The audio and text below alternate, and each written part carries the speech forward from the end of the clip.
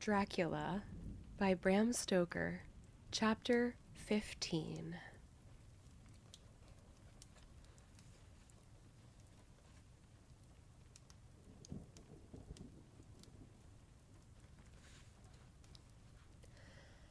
Dr. Seward's diary continued. For a while, sheer anger mastered me. It was as if he had, during her life, struck Lucy on the face. I smote the table hard and rose up as I said to him, "Dr. Van Helsing, are you mad?" He raised his head and looked at me, and somehow the tenderness of his face calmed me at once. "Would I were," he said. "Madness were easy to bear compared with truth like this. Oh, my friend, why, thank you, did I go so far round? Why take so long to tell you so simple a thing? Was it because I hate you and have hated you all my life? Was it because I wished to give you pain? Was it that I wanted, now so late, revenge for that time when you saved my life and from a fearful death? Ah, no. Forgive me," said I. He went on, "My friend, it was because I wished to be gentle in the breaking to you, for I know that you have loved that so sweet lady. But even yet, I do not expect you to believe. It is so hard to accept at once any abstract truth, that we may doubt such to be possible when we have always believed the no of it. It is more hard still to accept so sad a concrete truth, and of such a one as Miss Lucy. Tonight, I go to prove it. Dare you come with me?" This staggered me. A man does not like to prove such a truth. Byron accepted from the category jealousy, and proved the very truth he most abhorred. He saw my hesitation and spoke. "The logic is simple. No madman's logic this time, jumping from tussock to tussock in a misty fog. If it be not true, then proof will be relief. At worst, it will not harm. If it be true, ah, there is dread, yet very dread should help my cause, for in it is some need of belief. Come, I tell you what I propose. First, that we go off now and see that child in the hospital. Dr. Vincent of the North Hospital, where the papers say the child is friend of mine, and I think of yours since you were in class at Amsterdam. He will let 2 scientists see his case. If he will not let 2 friends, we shall tell him nothing, but only that we wish to learn. And then... He took a key from his pocket and held it up. "And then we spend the night, you and I, in the churchyard where Lucy lies. This is the key that locked the tomb. I had it from the coffin man to give to Arthur." My heart sank within me, for I felt that there was some fearful ordeal before us. I could do nothing, however, so I plucked up what heart I could and said that we had better hasten, and the afternoon was passing. We found the child awake. It had had a sleep and taken some food, and altogether was going on well. Dr. Vincent took the bandage from its throat and showed us the punctures. There was no mistaking the similarity to those which had been on Lucy's throat. They were smaller, and the edges looked fresher, that was all. We asked Vincent to what he attributed them, and he replied that it must have been a bite of some animal, perhaps a rat, but, for his own part, he was inclined to think that it was one of the bats which are so numerous on the northern heights of London. Out of so many harmless ones, he said, there may be some wild specimen from the south of a more malignant species. Some sailor may have brought one home, and it managed to escape, or even from the zoological gardens a young one may have got loose, or one be bred there from a vampire. These things do occur, you know. Only 10 days ago a wolf got out and was, I believe, traced up in this direction. For a week after, the children were playing nothing but Red Riding Hood on the heath, and in every alley in the place until this bloofer lady scare came along, since when it has been quite a gala time with them. Even this poor little mite, when he woke up today, asked the nurse if he might go away. When she asked him why he wanted to go, he said he wanted to play with the bloofer lady. I hope, said Van Helsing, that when you are sending the child home, you will caution its parents to keep strict watch over it.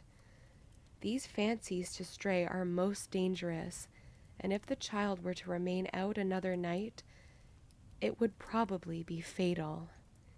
But in any case, I suppose you will not let it away for some days? Certainly not. Not for a week at least. Longer if the wound is not healed. Our visit to the hospital took more time than we had reckoned on, and the sun had dipped before we came out. When Van Helsing saw how dark it was, he said, "There is no hurry. It is more late than I thought. Come, let us seek somewhere that we may eat, and then we shall go on our way." We dined at Jack Straw's castle, along with a little crowd of bicyclists and others who were genially noisy. About 10 o'clock, we started from the inn. It was then very dark, and the scattered lamps made the darkness greater when we were once outside their individual radius. The professor had evidently noted the road we were to go, for he went on unhesitatingly, but as for me, I was in quite a mix-up as to locality. As we went further, we met fewer and fewer people, till at last we were somewhat surprised when we met even the patrol of horse police going their usual suburban route. At last we reached the wall of the churchyard, which we climbed over. With some little difficulty, for it was very dark, and the whole place seemed so strange to us, we found the Westenra tomb.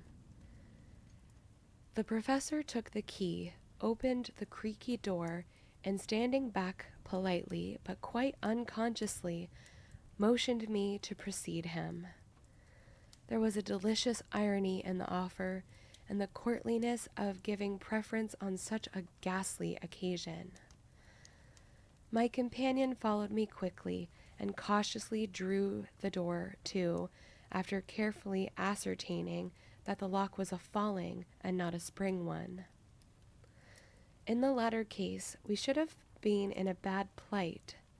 Then he fumbled in his bag, and taking out a matchbox and a piece of candle, proceeded to make a light.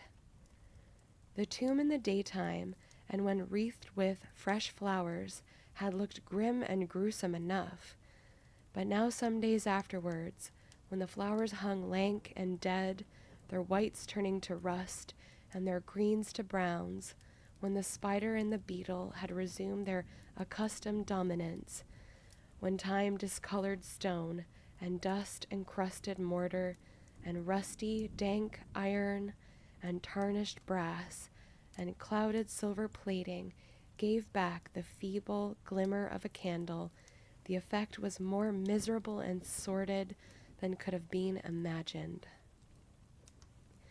It conveyed irresistibly the idea that life, animal life, was not the only thing which could pass away.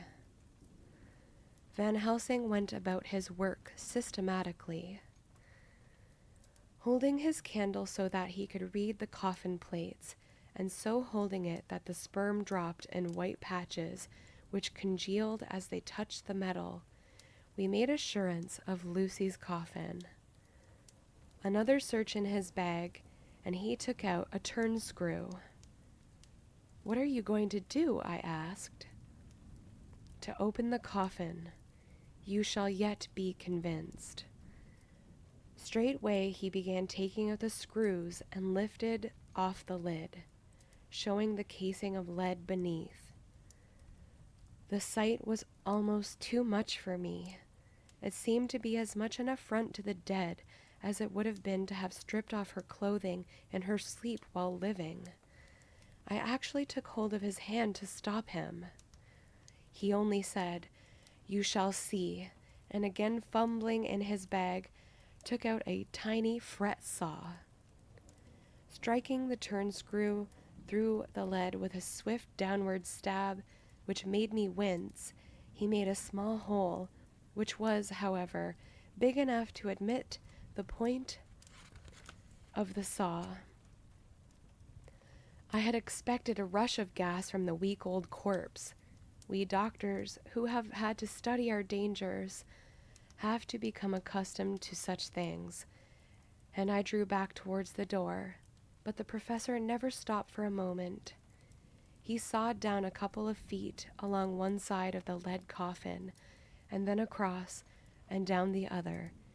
Taking the edge of the loose flange, he bent it backwards, the foot of the coffin, and holding up the candle into the aperture, motioned me to look.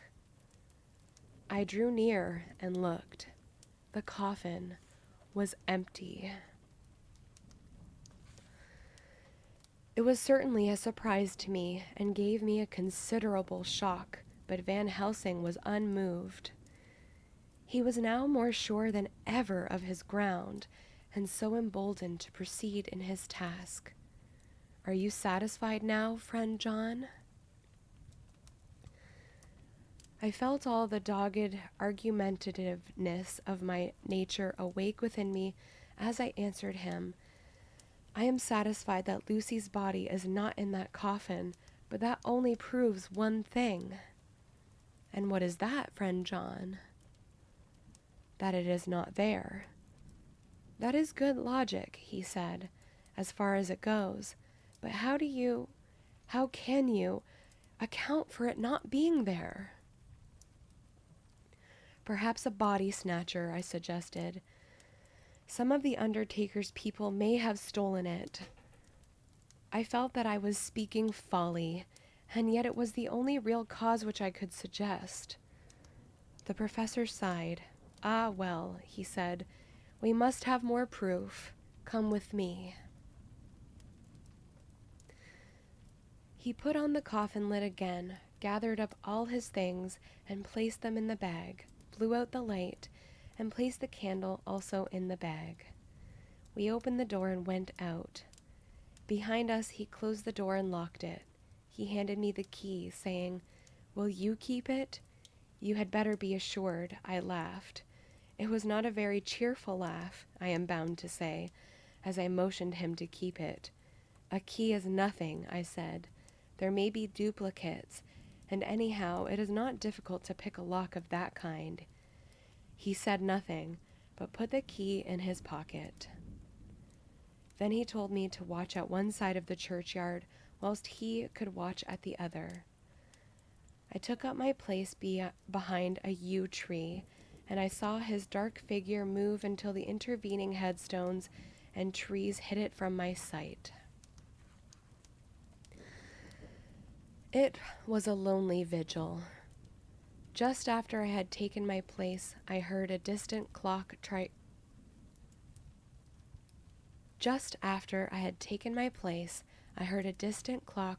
12, and in time came 1 and 2.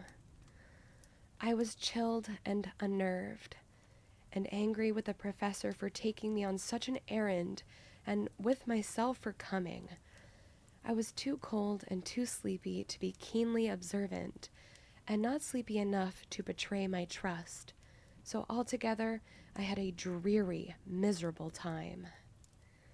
Suddenly, as I turned round, I thought I saw something like a white streak moving behind 2 dark yew trees at the side of the churchyard farthest from the tomb. At the same time, a dark mass moved from the professor's side of the ground and hurriedly went towards it. Then I too moved, but I had to go round headstones and railed off tombs, and I stumbled over graves. The sky was overcast, and somewhere far off an early cock crew. A little way off, beyond the line of scattered juniper trees, which marked the pathway to the church, a white, dim figure flitted in the direction of the tomb. The tomb itself was hidden by trees, and I could not see where the figure disappeared. I heard the rustle of actual movement where I had first seen the white figure, and coming over, found the professor holding in his arms a tiny child. When he saw me, he held it out to me and said, "Are you satisfied now?" "No," said in a way that I felt was aggressive.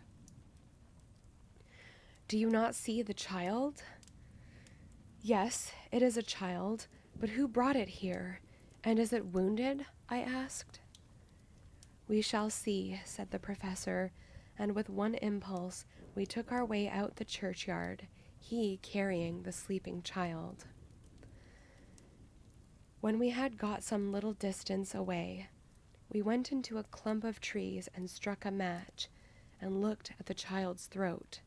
It was without a scratch or scar of any kind. "Was I right?" I asked triumphantly. "We were just in time," said the professor thankfully. We had now to decide what we were to do with the child, and so consulted about it. If we were to take it to a police station, we should have to give some account of our movements during the night.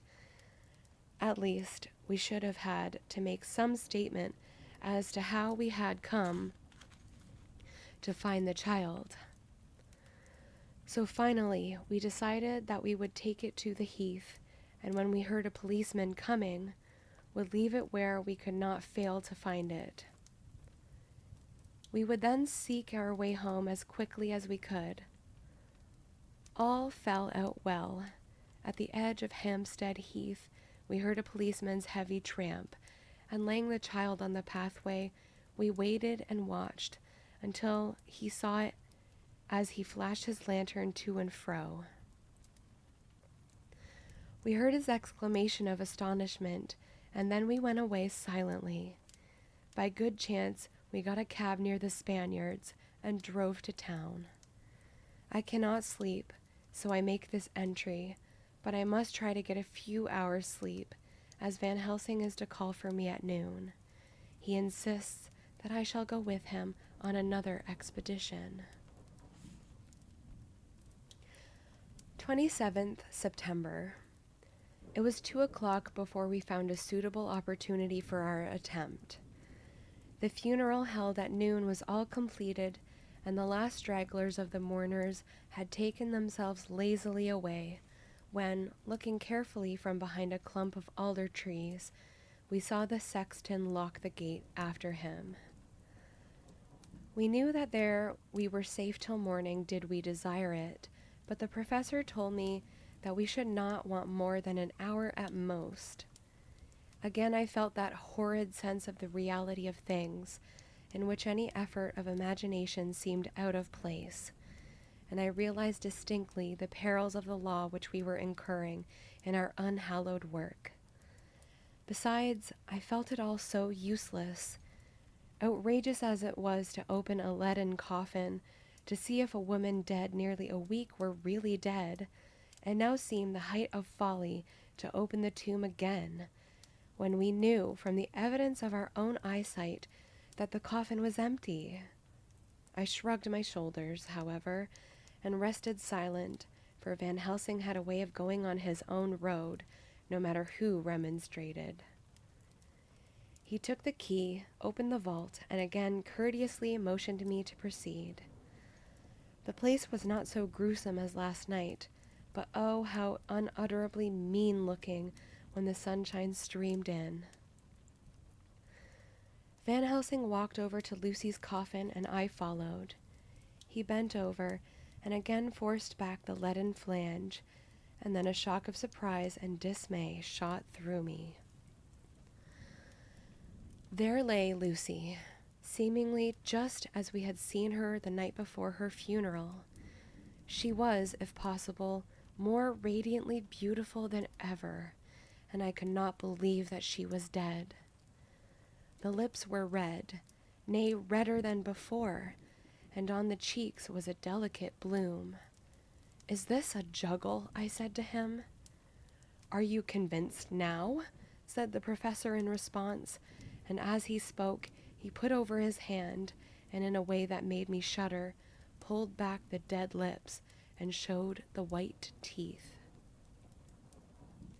"See," he went on, "see, they are even sharper than before, with this, and he touched one of the canine teeth, and that below it. The little children can be bitten. Are you of belief now, friend John?" Once more argumentative hostility woke within me. I could not accept such an overwhelming idea as he suggested. So, with an attempt to argue, of which I was even at the moment ashamed, I said, "She may have been placed here since last night." "Indeed, that is so, and by whom?" "I do not know. Someone has done it. And yet she has been dead 1 week. Most peoples in that time would not look so." I had no answer for this, so was silent. Van Helsing did not seem to notice my silence. At any rate, he showed neither chagrin nor triumph. He was looking intently at the face of the dead woman, raising the eyelids and looking at the eyes, and once more opening the lips and examining the teeth. Then he turned to me and said, "Here, there is one thing which is different from all recorded. Here is some dual life that is not as the common. She was bitten by the vampire when she was in a trance, sleepwalking. Oh, you do not know that, friend John, but you shall know it all later. And in trance could he best come to take more blood. In trance she died, and in trance she is undead too. So it is that she differ from all other. Usually when the undead sleep at home." As he spoke, he made a comprehensive sweep of his arm to designate what to a vampire was home.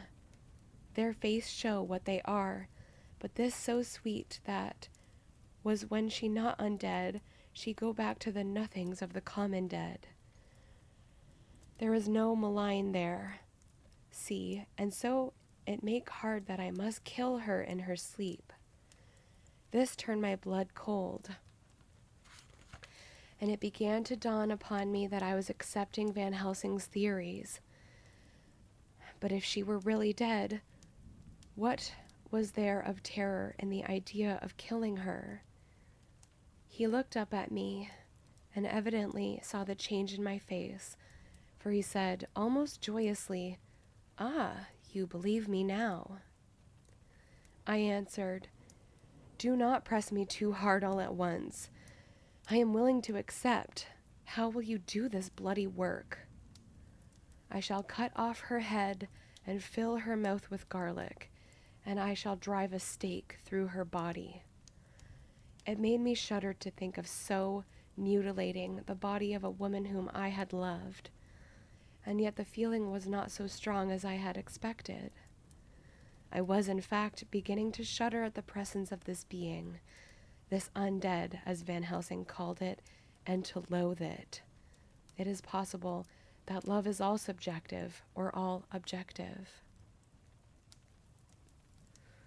I waited a considerable time for Van Helsing to begin, but he stood as if wrapped in thought. Presently, he closed the catch of his bag with a snap and said, "I have been thinking and have made up my mind as to what is best. If I did simply follow my inclining, I would do now, at this moment, what is to be done. But there are other things to follow, and things that are 1,000 times more difficult, and that them we do not know. This is simple. She have yet no life taken, though that is of time, and to act now would be to take danger from her forever. But then we may have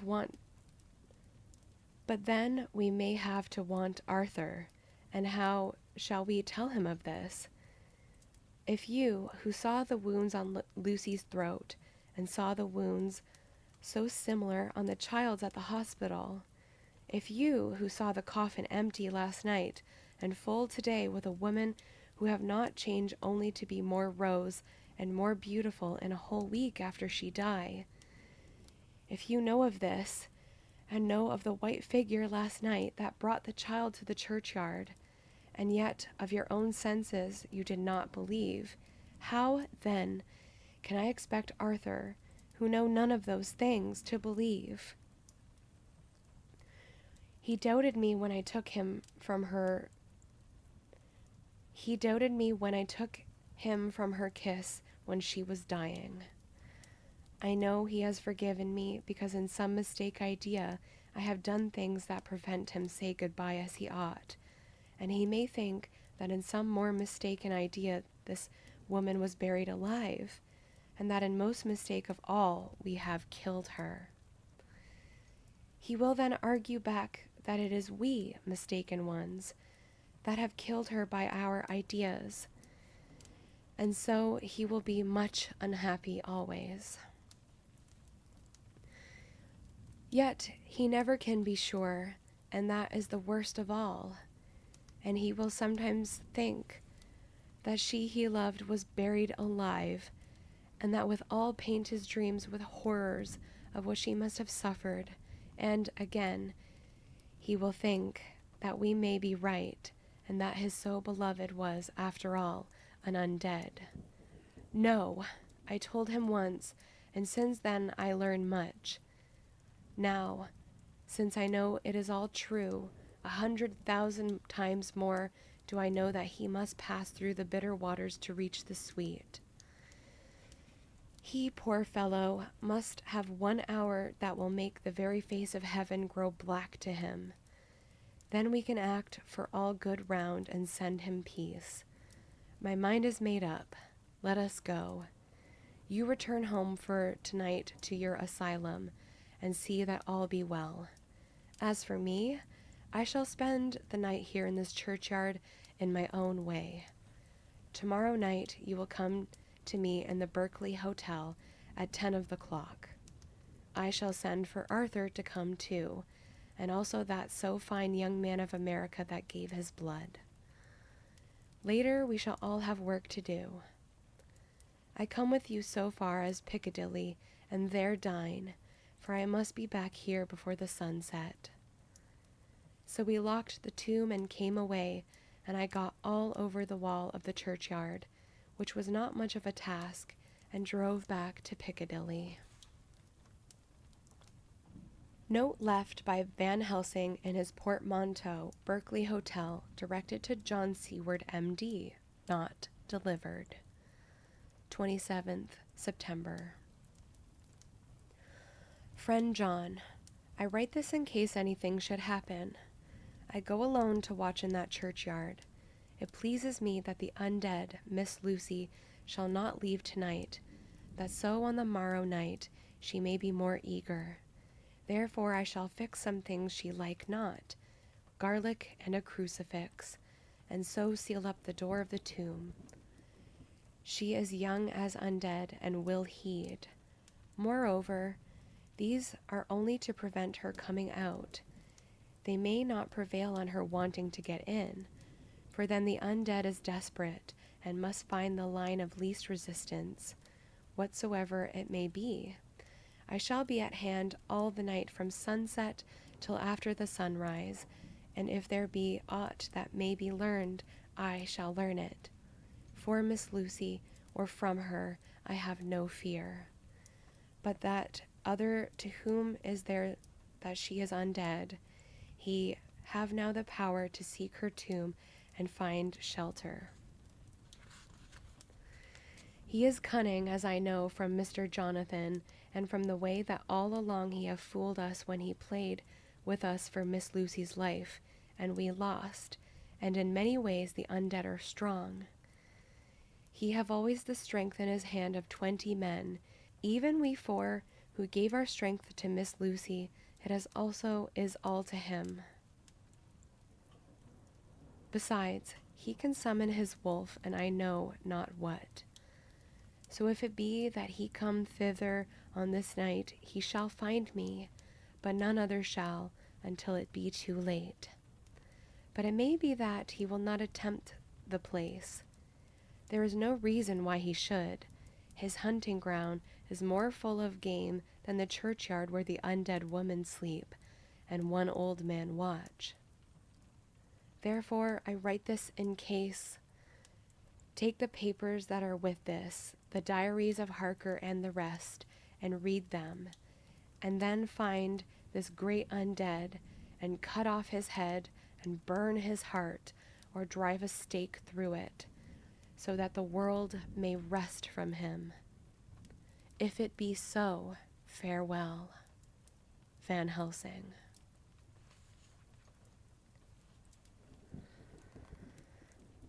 Dr. Seward's Diary, 28th September. It is wonderful what a good night's sleep will do for one. Yesterday, I was almost willing to accept Van Helsing's monstrous ideas, but now they seem to start out lurid before me as outrages on common sense. I have no doubt that he believes it all. I wonder if his mind can have become in any way unhinged. Surely there must be some rational explanation of all these mysterious things. Is it possible that the professor can have done it himself?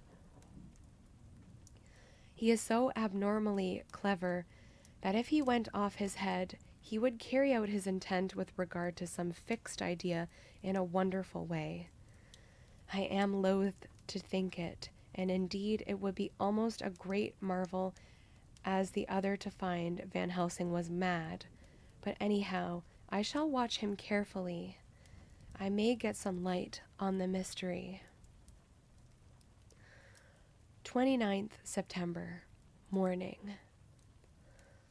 Last night, at a little before 10 o'clock, Arthur and Quincy came into Van Helsing's room.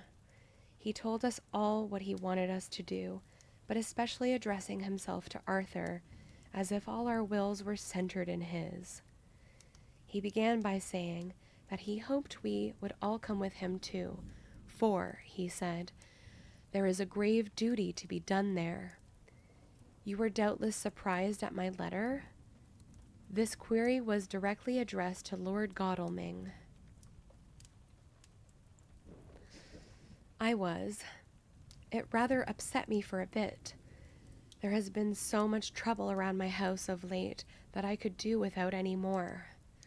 I may have been curious, too, as to what you mean. Quincy and I talked it over, but the more we talked, the more puzzled we got, till now I can say for myself that I am about up a tree as to any meaning about anything. Me too, said Quincy Morris laconically. Oh, said the professor, then you are nearer the beginning, both of you, than friend John here, who has to go a long way back before he can even get so far as to begin. It was evident that he recognized my return to my old doubting frame of mind without my saying a word. Then, turning to the other two, he said with intense gravity, I want your permission to do what I think good this night. It is, I know, much to ask, and when you know what it is I propose to do, you will know, and only then, how much. Therefore, may I ask that you promise me in the dark, so that afterwards, though you may be angry with me for some time, I must not disguise from myself the possibility that such may be. You shall not blame yourselves for anything. That's frank, anyhow, broke in Quincy. I'll answer for the professor. I don't quite see his drift, but I swear he's honest, and that's good enough for me. I thank you, sir, said Van Helsing proudly. I have done myself the honor of counting you one trusting friend, and such endorsement is dear to me." He held out a hand, which Quincy took. Then Arthur spoke out. "Dr. Van Helsing, I don't quite like to buy a pig in a poke, as they say in Scotland. And if it be anything in which my honor as a gentleman or my faith as a Christian is concerned, I cannot make such a promise. If you can assure me that what you intend does not violate either of these two, then I give my consent at once, though for the life of me, I cannot understand what you're driving at."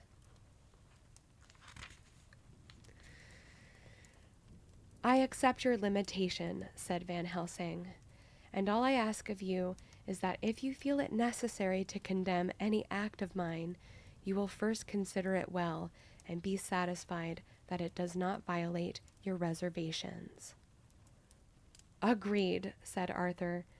"That is only fair. And now that the poor parlors are over, may I ask what it is we are to do?" "I want you to come with me, and to come in secret to the churchyard at Kingstead." Arthur's face fell as he said in an amazed sort of way, "Where poor Lucy is buried?" The professor bowed. Arthur went on, "And when there?" "To enter the tomb?" Arthur stood up. "Professor, are you in earnest, or is it some monstrous joke? Pardon me, I see that you are in earnest."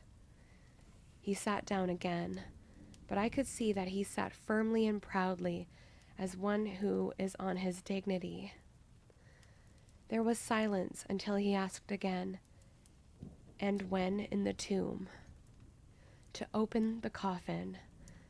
"This is too much," he said, angrily rising again. "I am willing to be patient in all things that are reasonable, but in this desecration of the grave, of one who—" He fairly choked with indignation. The professor looked pityingly at him. "If I could spare you one pang, my poor friend," he said, "God knows I would. But this night our feet must tread in thorny paths, or later and forever the feet you love must walk in paths of flame." Arthur looked up with set, white face and said, "Take care, sir, take care." "Would it not be well to hear what I have to say?" said Van Helsing. "And then you will at least know the limit of my purpose." "Shall I go on?" "That's fair enough," broke in Morris. After a pause, Van Helsing went on, evidently with an effort. "Miss Lucy is dead, is it not so?" "Yes." "Then there can be no wrong to her. But if she be not dead—" Arthur jumped to his feet. "Good God!" he cried. "What do you mean? Has there been any mistake? Has she been buried alive?" He groaned in anguish that not even hope could soften. "I did not say she was alive, my child. I did not think it. I go no further than to say that she might be undead." "Undead? Not alive? What do you mean? Is this all a nightmare, or what is it?" "There are mysteries which men can only guess at, which age by age they may solve only in part. Believe me, we are now on the verge of one. But I have not done. May I cut off the head of dead Miss Lucy?" "Heavens and earth, no!" cried Arthur in a storm of passion. "Not from the wide world will I consent to any mutilation of her dead body. Dr. Van Helsing, you try me too far. What have I done to you that you should torture me so? What did that poor sweet girl do that you should want to cast such dishonor on her grave? Are you mad that speak such things, or am I mad that listen to them? Don't dare to think more of such a desecration. I shall not give my consent to anything you do. I have a duty to do in protecting her grave from outrage, and, by God, I shall do it." Van Helsing rose up from where he had all the time been seated and said, gravely and sternly, "My Lord Godalming, I, too, have a duty to do, a duty to others, a duty to you, a duty to the dead, and, by God, I shall do it. All I ask you now is that you come with me, that you look and listen, and if when later I make the same request you do not be more eager for its fulfillment even than I am, then I shall do my duty, whatever it may seem to be. And then, to follow of your lordship's wishes, I shall hold myself at your disposal to render an account to you when and where you will." His voice broke a little, and he went on with an accent full of pity. "But, I beseech you, do not go forth in anger with me. In a long life of acts which were often not pleasant to do, and which sometimes did wring my heart, I have never had so heavy a task as now. Believe me that if the time comes for you to change your mind towards me, one look from you will wipe away all this so sad hour, for I would do what a man can to save you from sorrow. Just think. For why should I give myself so much of labor and so much of sorrow? I have come here from my own land to do what I can of good. At the first, to please my friend John, and then to help a sweet young lady whom too I came to love. For her, I am ashamed to say so much, but I say it in kindness. I gave what you gave, the blood of my veins. I gave it, I, who was not, like you, her lover, but only her physician and her friend. I gave to her my nights and days, before her death, after death, and if my death can do her good even now, when she is the dead undead, she shall have it freely." He said this with a very grave, sweet pride, and Arthur was much affected by it. He took the old man's hand and said in a broken voice, "Oh, it is hard to think of it, and I cannot understand, but at least I will go with you and wait." End of chapter 15.